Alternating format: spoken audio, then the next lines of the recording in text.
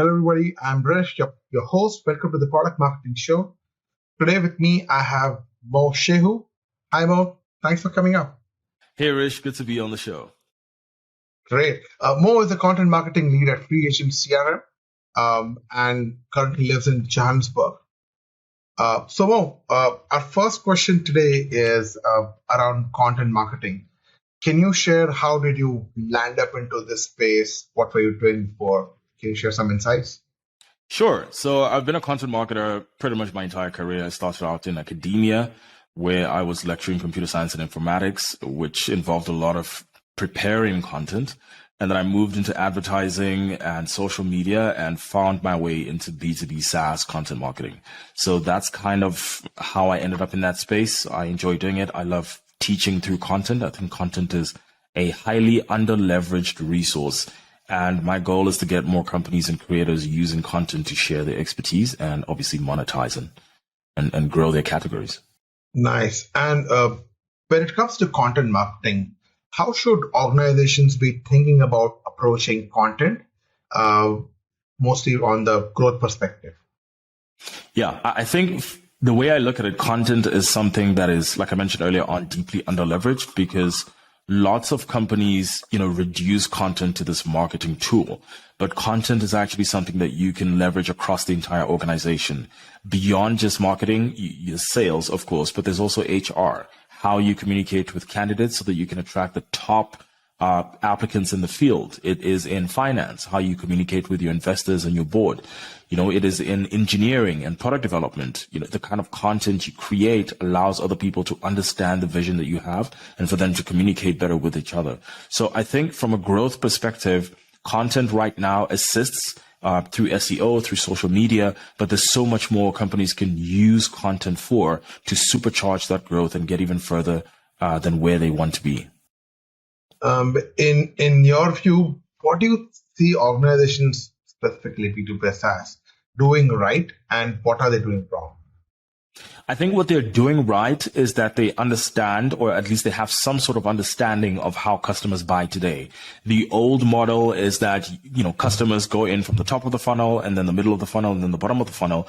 But I think mindsets are slowly changing around that, and that companies now understand that as a customer, you're going to do a lot of different types of research before you buy a product or service, especially if you're selling a high ticket product. And so, B2B companies today are now investing in things like community. They're investing in things like sales enablement content. They're investing in building these content libraries so that customers can self-educate. I think where they could do better is not relying so much on any one channel, because if you look at the conversations that different marketing leaders have nowadays, everyone is trying to champion this one specific channel. I think we need to go back to the days of integrated marketing and asking ourselves, how can we get our messaging out there through not just social media or not just our blog or not just our newsletter? How can we have physical events? How can we have community events? How can we have, different types of virtual webinars? How can we mix things up so that we get that message out? But more importantly, how can we do it creatively? So I look forward to a day when we're incorporating things like illustrations into our content, things like music into our content, things like games and gamification into content marketing.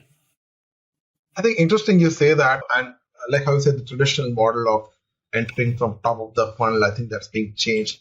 But another problem which I also see is attributing the customer to a specific channel. Right? It's very difficult to say now that, hey, if I'm investing in this channel, my ROI is X versus another channel where the ROI is Y. I think that differentiation is becoming, the line is more blurry than before. What do you say? I think you're 100% right, Rish. And also, that's something else I should have mentioned earlier on. This obsession with marketing attribution, I think our drive to measure everything has limited how creative we can be with marketing. So brand marketing, things like community events, you might not be able to quantify exactly how much they've brought into the organization when a CEO, for example, or the founder of a company such as yourself is posting every day on LinkedIn. There's no way really to attribute that kind of activity to the revenue success that you might see 6-12 months down the line. And so I think companies and the founding teams of these companies need to be a little bit more tolerant of different ways to get to the same destination. How can we, for example, evangelize our company through our employees rather than depending on one small marketing team to carry the entire messaging load on their shoulders? Interesting. And now that since you also mentioned about founder branding, the personal branding space leading to growth, can you share a couple of instances where you've seen founder branding really helps in scaling up a software company? Sure. So, I mean, one of the more common examples would be Chris. So Chris of Refine Labs, he's the CEO of Refine Labs, and he's been posting on LinkedIn for many, many years now, talking about the perils, the pros and cons of demand generation, trying to change mindsets around that. And, Chris Walker has done a lot for his agency. And you could actually say Refine Labs today is where it is because of the activity and the personal branding that Chris has invested in. You look at other people like Andy Rasking and his strategic narrative category. People know about strategic narrative, the concept of strategic narrative through Andy's posts on LinkedIn. And I'm sure, 5-10 years down the line, people are going to be looking at media, video content, customer videos, because Rishab has been posting regularly about the stuff on LinkedIn. One common complaint for other founders, which I see, is I'm not very great at writing. I mean, I'm not a great copywriter. And if I write something, it may not get engagement, right? So how do you do that in case? Do you hire somebody to write on your behalf, or what are your thoughts? I think in the beginning, it depends on how urgent it is, right? I've seen companies or founders take both paths. So some of them will hire an executive ghostwriter, and that's perfectly fine. But I think at the end of the day, you put some sort of distance between yourself and the market. If you are in the trenches every day and you're posting on LinkedIn, remember, most people don't remember your worst post. They only remember your best. And this actually gives a lot of space for founders to fail, so to speak. They can make as many mistakes as they can. And as they get better, people will start noticing more. How you write is not so much important as what you write and whether you're teaching people and educating them about the changes that are happening in their industry and how your product and your brand fits into that change. I think that line is inspirational. People don't remember your worst post, they only remember your best post. What are the other ways of writing worst posts? I mean, what can you avoid if you are a founder trying to grow with personal branding? What all you want to avoid? What you want to avoid, I would say, firstly, overly bragging, right? Because I see a lot of companies when they write in their content, especially founders, they talk about how they're the best, or they've done this, or how you can accomplish what they've done in, a ridiculously short amount of time. The truth is, every strategy a company is going to take is highly dependent on its context and what it is it actually sells. So I think that's the first thing to avoid, bragging or claiming things without hard evidence to back it up. Another thing you should probably avoid is any hacks or gimmicks. You'll see lots of LinkedIn post writing hacks, for example, all over the internet. I see it on Twitter as well. And those might work in the short term, but you're not building the right type of audience and you're not building credibility.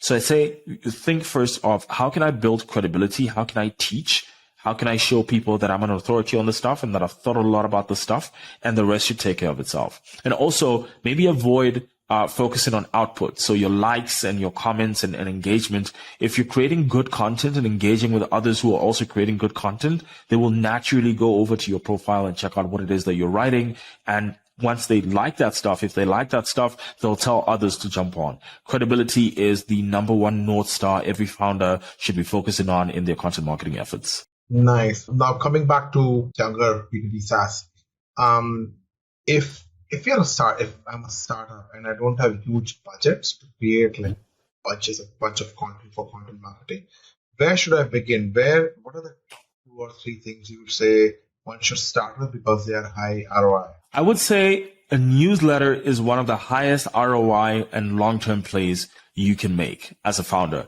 And the reason for this is because in a newsletter, first of all, you're capturing value that you're putting out through your email list.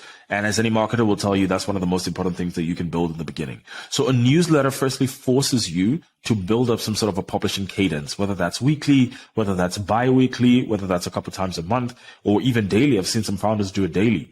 And so as you're writing this newsletter, you're creating a bank of content, which you can then split out into different channels. So you can take snippets from your newsletter and put that on social media. You can do a quick video summary of what it is you've written in your newsletter and put that on YouTube. And from that one newsletter, you're creating different streams of content that are saying the same thing in different ways and giving people different ways to consume that content.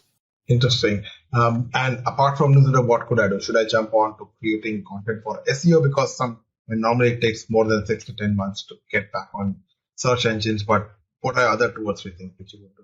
I think it really depends on the type of product that you're selling. So if you say, for example, are a product-led startup and SEO traffic is extremely important to your customer acquisition efforts, then definitely invest in that.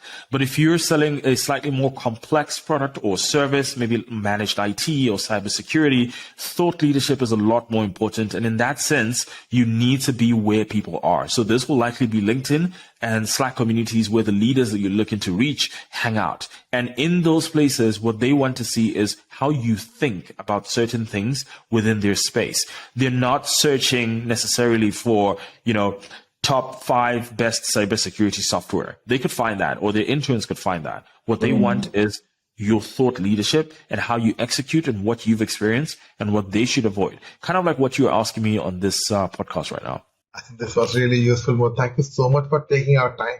I really appreciate you having me on, Rish.